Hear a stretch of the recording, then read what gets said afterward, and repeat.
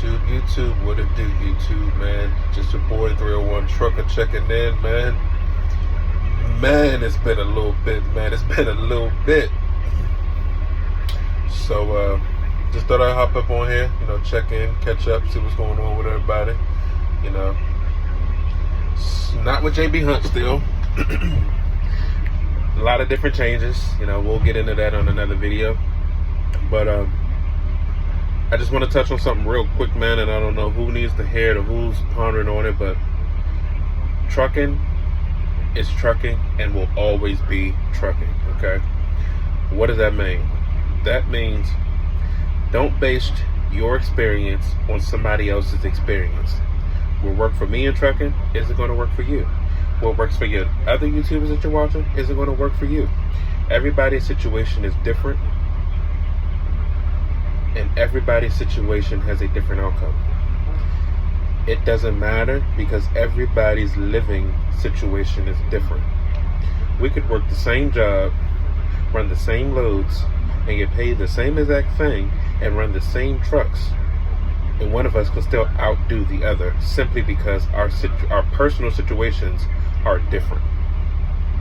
So I say that to say, don't ignore the YouTube videos, but take it with a grain of salt, because the way that somebody else moves isn't going to be the way that you can move. So at the end of the day, you got to sit down and think about what's best for you and your family, which is why you also got to do your research before going to these companies or before getting your own truck or your own authority, et cetera, et cetera, et cetera. But you got to make sure that it justifies. All right, so think about what you want to get out of trucking. Think about what your outcome is, and think about what you're willing to sacrifice. Because that's what trucking is. Trucking is a sacrifice.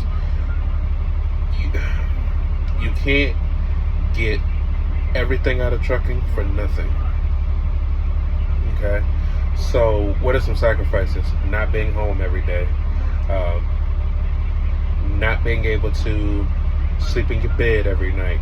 Like, those are just a few situations that you sacrifice in trucking. Okay, trucking is a 24/7, 365 business. I want to say 364 because most companies don't run on Christmas.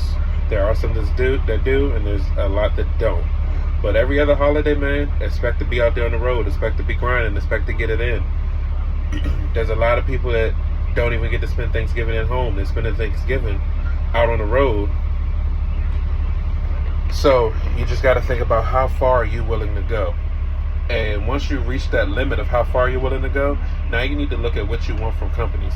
Now you need to look at the outcome you want to get from that company. Now you need to look at what you're trying to bring home. Okay? Then after you think about that, you now got to think about where you want to run. Don't let any company take you outside of your comfort zone. If you know you don't like driving in New York City, don't go to New York City. No matter what they tell you, don't bend on that. Because the minute that you bend on that, they're going to always think that you're bent on that.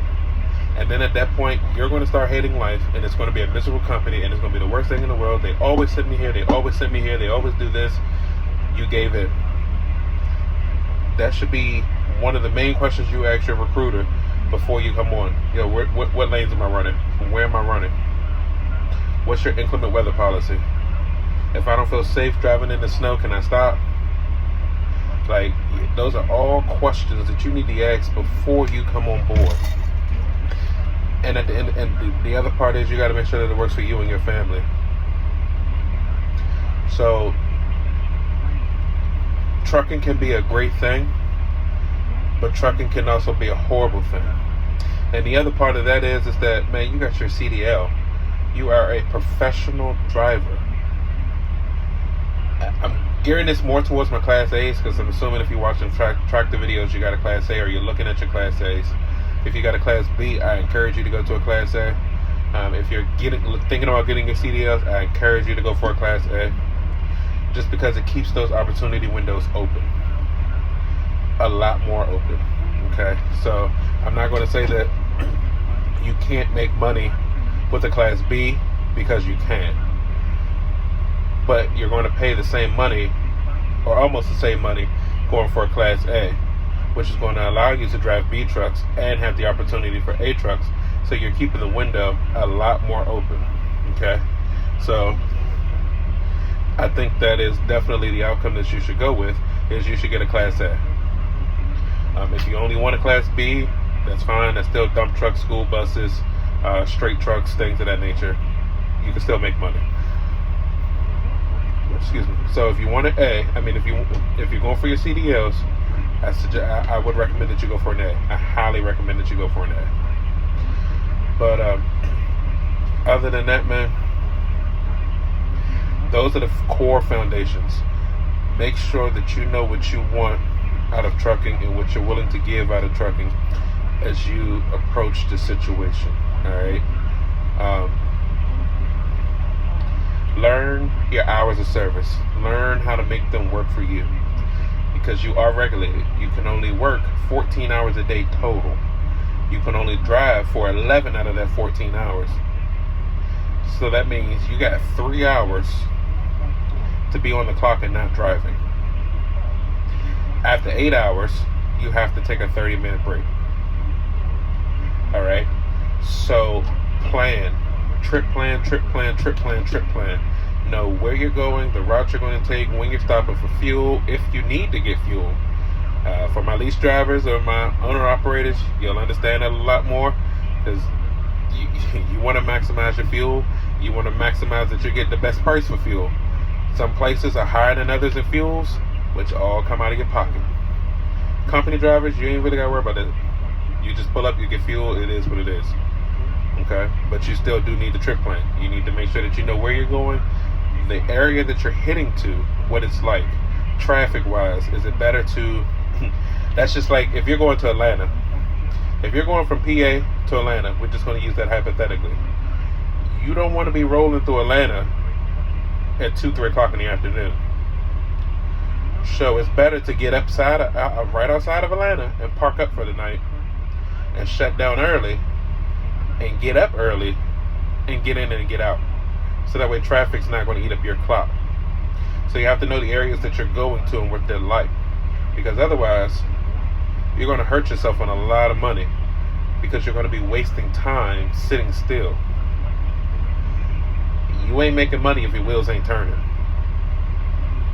You're paid by the mile, not by the minute. So, you know where you're going. If you're going to a congested area, odds are it will probably be better for you to get right outside of where you need to go, shut down early, and get up early and get that load delivered. Look at your shipper. Look at where you're going. Look at their hours. When are they open? Are they 24/7? Is it a drop and hook? Do they have a drop lot? And if you don't know any of that, call them. Hey, I'm so-and-so with so-and-so. I got your load. I know it says that I can deliver it this time. Can I drop it early? Or, what time do you open? Or is there a drop lot or somewhere I can go after hours? All that is questions that should be asked so that you know how to move.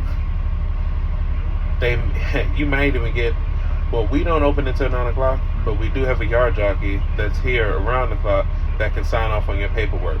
Or you can drop it here and they'll sign off for it. A lot of places have an after hours drop box. Some places, not going to say a lot of places. Some places have an after hour drop box where you can drop the trailer because they're used to you coming with that carrier. And there's either a stamp or something that you can stamp that'll say subject to count. And you can sign that and let that be and keep on pushing. So you'll be able to know how to move a little better with making phone calls. And secondly, last but not least, at least for me, the equipment is one of my last few questions. What am I running? What kind of trucks do you have? What are in your trucks? Are they APUs, refrigerators, microwaves? Do you run Freightliners? You run Kenilworths? Are you running Volvos? You running Peaks? Are they Packard motors? Are they Cummins? Is it a double bunk? What am I driving? That's my last question, because personally, I do like Volvos. I like Peaks. I don't mind a Freightliner.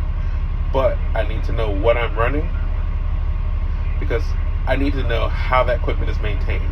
And I need to know what I'm running so that I can figure out with the areas that you got me going, what kind of shops I need to plan ahead for. Because as much as you can maintain a truck as much as you want, it is going to break down at some point. So you want to make sure that you're in something that has a wide range of service options. So number one, Freightliner. You can find a Freightliner repair shop anywhere. Almost like a McDonald's. Everywhere you turn, you can find a Freightliner dealership. Volvo, not everybody works on Volvo. A lot of places don't touch Volvo. There are far few in between, and getting fewer, that will actually work on a Volvo. And the ones that do are backed up because they're one of few that work on Volvos. Peterbilts, they're pretty good. So, again, if you're a company driver, those are not really things that you think about because most times you're paid for mechanical breakdown. But if you're lease purchasing, those are things you're going to think about because when you're down, you ain't making no money. So, just some thoughts. So, yeah. Any questions, concerns, hit me. Y'all be safe out there.